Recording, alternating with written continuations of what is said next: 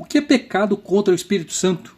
Será que eu não tenho mais perdão se eu cometer esse tipo de pecado? Pessoal, o texto aqui mencionado é o de Mateus 12:32 e eu quero ler com você.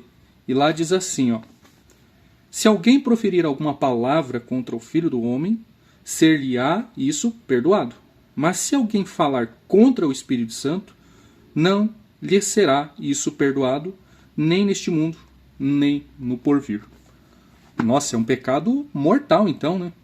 Pequei contra o Espírito Santo e agora, o que eu faço? Amigo, se você está com esse sentimento, não se preocupe que você não pecou contra o Espírito. Mas como eu cometo esse pecado então? Xingando ele, por acaso? O mundo então já está perdido, porque eles blasfemam contra o Espírito toda hora. Pessoal, muito cuidado com essa afirmação, porque Deus aceita muito mais a sinceridade de um ateu do que a hipocrisia de um crente.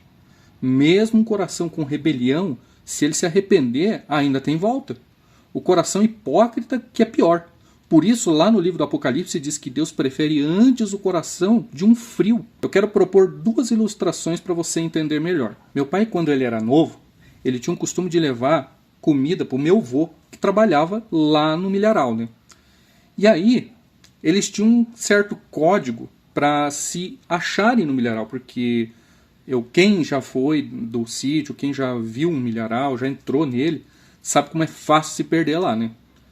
E aí, eles tinham um código que era o quê? Meu pai gritava, chamando por o nome dele, ou por pai, e meu avô do outro lado respondia.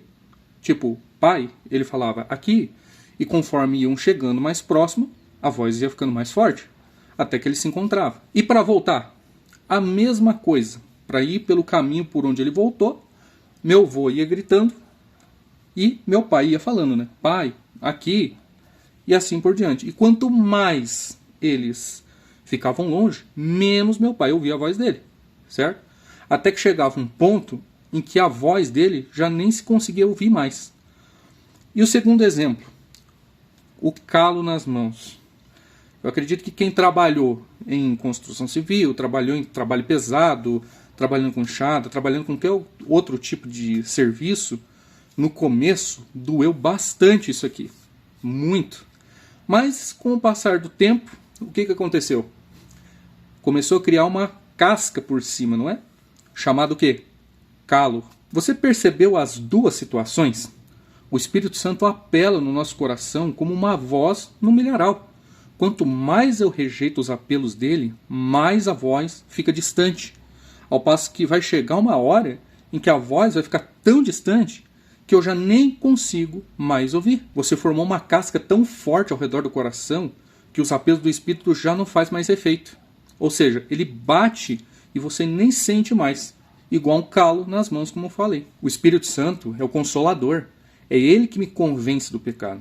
Se eu não sinto mais essa necessidade, eu cometi o pecado contra o Espírito Santo. Ele não tem perdão porque eu não sinto necessidade de ser perdoado. Por isso eu disse que até mesmo um crente pode chegar nesse estágio. Por isso, amigo, o conselho de Deus para você e para mim hoje é o quê? Hebreus 3, verso 7 e verso 8. Se hoje ouvirdes a sua voz, não endureçais o vosso coração. Não espere chegar nesse estágio.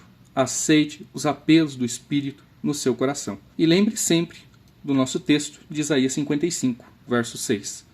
Buscai o Senhor enquanto se pode achar, invocai-o enquanto ele está perto. Que Deus te abençoe e te guarde sempre com a graça do Espírito de Deus. Forte abraço.